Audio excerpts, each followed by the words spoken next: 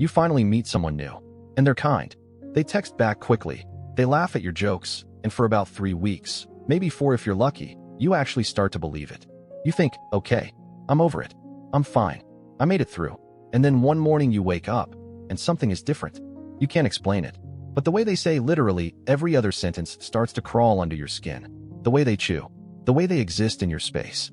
And somewhere in the back of your mind, a quiet, terrible thought surfaces. This was never really about them, was it? This is the bad pancake theory. And if you've ever come out of a real heartbreak, not a situationship, not a 3-month thing, but the kind of love that rewired how you saw yourself, then you've probably lived this without ever having a name for it.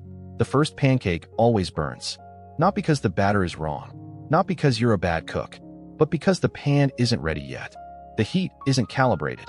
And you, right now, are the pan. This video is for anyone who's been the bad pancake, or who's had one.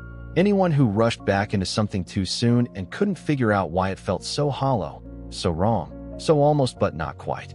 We're going to walk through the actual psychology of why this happens, what's really going on underneath it, and here's the part most people skip over: why the bad pancake isn't a failure.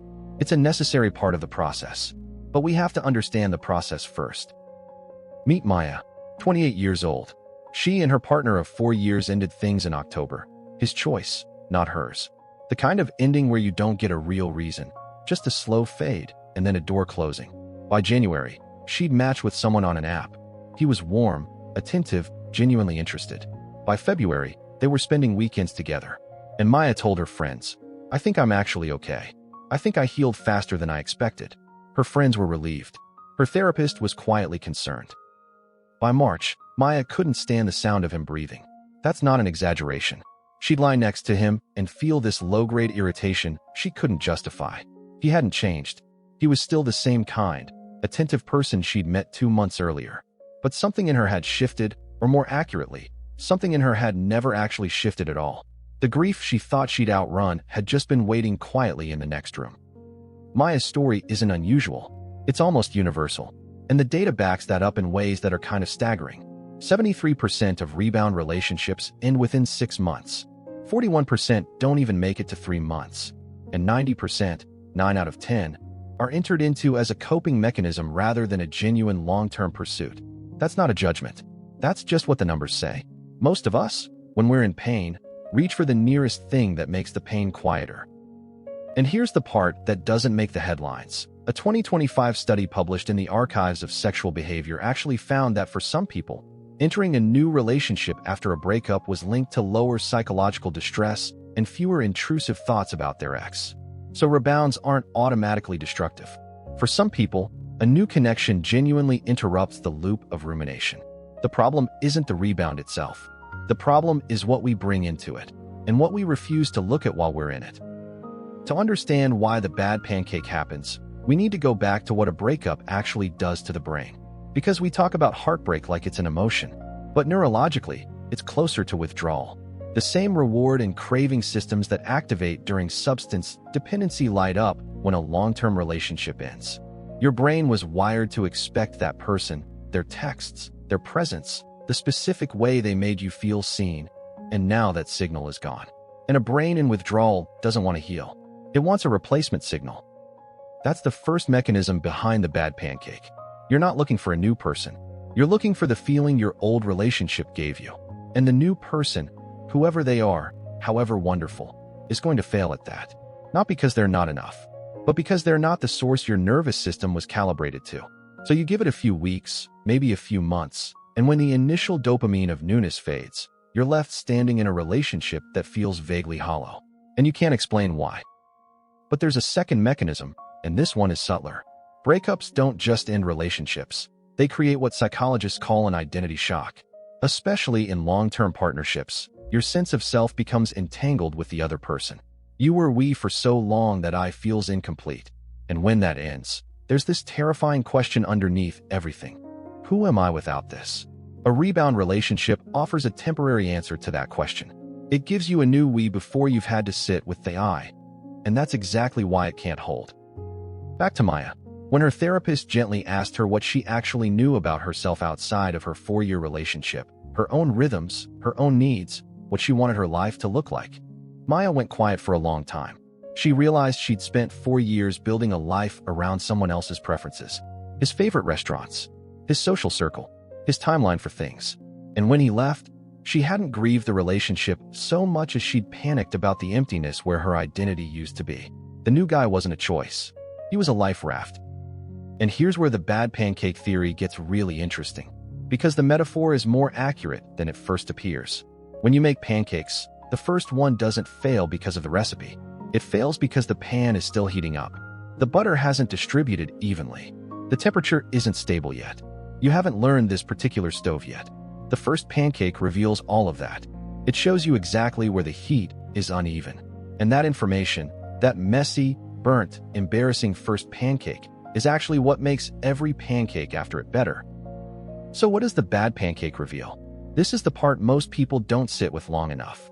Because when a rebound ends, and statistically, it probably will, we tend to either blame ourselves or blame the other person. We say, I chose wrong, or they weren't right for me. But the more honest question is, what did this relationship show me about what I haven't healed yet? What patterns did I bring in from the last one? What did I need from this person that I should have been building in myself? The research on this is striking.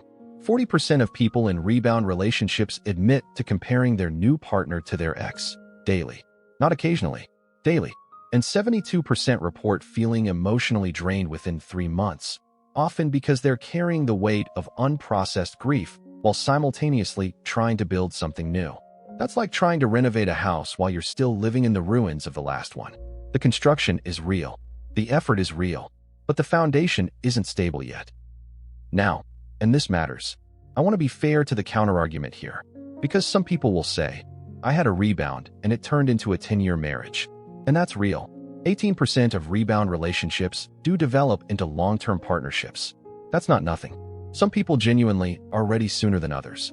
Some connections are genuinely right even if the timing is imperfect. The bad pancake theory isn't a law of physics. It's a pattern, and patterns have exceptions. But here's what distinguishes the exceptions from the rule. The people who find something real in a rebound aren't usually the ones who rushed in to escape the pain. They're the ones who were honest with themselves and with the new person about where they actually were. They didn't perform being healed. They didn't fast forward through the awkward, unsteady phase of being newly single. They brought their real, unfinished self into the connection, and the connection was strong enough to hold that. That's a different thing entirely. There's a specific kind of loneliness that only exists in the weeks after a real breakup. It's not the loneliness of being alone in a room. It's the loneliness of being alone in a life that was built for two. The shared routines, the inside jokes that now have no audience, the Sunday mornings that used to mean something and now just mean time to fill.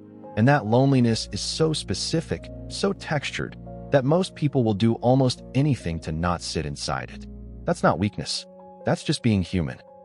But here's what sitting inside it actually does. It teaches you the difference between what you miss and who you miss. Because those are not always the same thing.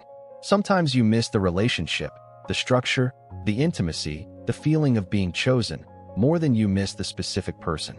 And if you don't learn to feel that difference, you'll carry the ghost of the old relationship into every new one. You'll keep trying to fill the same shape with a different person, and it'll keep not fitting. Maya eventually ended things with the new guy. It was one of the harder conversations she'd had, because he hadn't done anything wrong, and she knew it.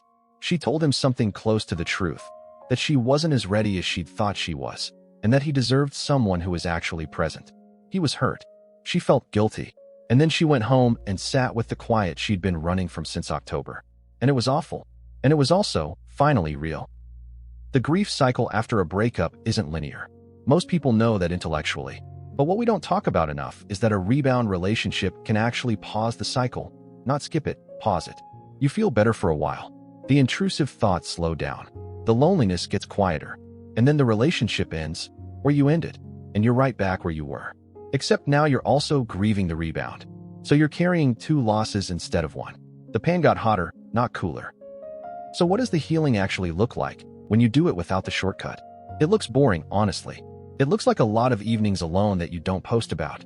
It looks like rebuilding small routines that belong only to you. It looks like noticing what you actually enjoy, not what you enjoyed as part of a couple, but what you, specifically, find meaningful. It looks like getting to know yourself the way you'd get to know a new friend, slowly, with curiosity, without an agenda. And here's the part that actually surprised me when I looked at the research. A 2026 survey of over 5,000 unmarried young adults found that 55% said past breakups had made them more reluctant to start new relationships at all. More than half. And only 30% of young adults are actively dating right now. There's a whole generation that got burned, maybe by a bad pancake, maybe by something worse, and quietly decided the pan wasn't worth heating up again. And that's a different kind of loss. Because the bad pancake theory, and this is the reframe I want you to sit with, isn't an argument for giving up on cooking. It's an argument for understanding the process. You don't throw away the pan because the first pancake burned. You don't decide you're a bad cook. You lower the heat a little. You wait for the butter to settle. You pay attention to what the pan is telling you. And then you try again. Not recklessly, not desperately, but with a little more knowledge than you had before. There are some specific things the bad pancake almost always reveals, and it's worth naming them. The first is your attachment style under pressure. When the initial excitement faded, did you become anxious and clingy? Did you pull away and go cold? Did you find yourself testing the person without meaning to? That's not a character flaw. That's information about the wounds you brought in.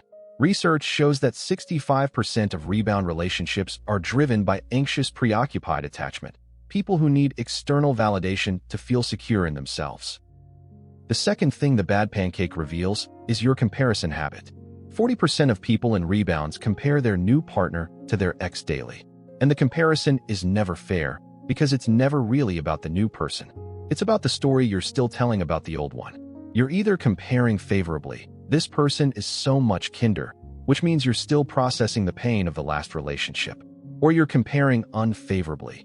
They don't make me feel the way he did, which means you're still chasing a feeling that may have been as much about chemistry and familiarity as it was about love. And the third thing, maybe the most important, is what you discover about what you actually need versus what you thought you needed. Because sometimes the bad pancake shows you that you were asking for the wrong things all along. You thought you needed someone exciting, and then you met someone exciting and realized you actually need someone stable. You thought you needed someone who gave you space, and then you got all the space in the world and realized you need someone who chooses you loudly. The bad pancake is a mirror. It just shows you things you weren't ready to see before. So here's where this lands practically. If you're currently in what feels like a bad pancake situation, if you're 3 weeks in and already feeling that hollow, inexplicable distance, the most honest thing you can do is slow down. Not necessarily end it. Just slow down. Stop performing readiness you don't have. Have an honest conversation with yourself about what you're actually looking for in this connection. And if you can, have some version of that honesty with the other person too. They deserve to know where you actually are. If you've already been through a bad pancake, if you're on the other side of it, sitting in the quiet you were trying to avoid, then I want you to hear this. The fact that it didn't work out doesn't mean you're broken. It doesn't mean you chose wrong, or that you're destined to repeat this, or that love is somehow not available to you. It means the pan wasn't ready, and now it's a little more seasoned, a little more calibrated, and the next time you pour the batter, you'll know things you didn't know before. Maya, by the way, is doing okay. She spent about 4 months alone after ending things with the rebound, genuinely alone, in a way she hadn't been in years. She started running in the mornings. She reconnected with friends she'd let drift during the relationship. She started to figure out, slowly and imperfectly, who she was outside of being someone's partner. And then, around month 5, she met someone at a friend's birthday dinner. She didn't rush. She didn't perform. She just showed up as herself, unfinished, a little cautious, and actually present. And that made all the difference. The one thing I want you to do after watching this, not a list, just one thing, is to ask yourself honestly, am I healing or am I just busy? Because those feel almost identical from the inside.